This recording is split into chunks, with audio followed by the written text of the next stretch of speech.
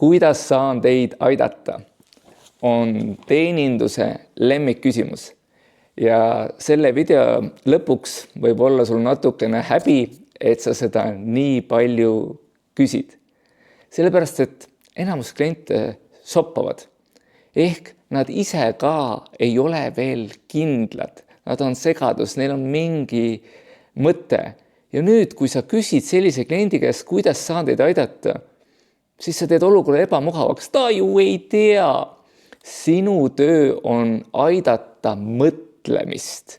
Näiteks, kui klient tuleb autosalongi, saad küsida, võib-olla panen mööda, aga tundub, et te alles kaalute.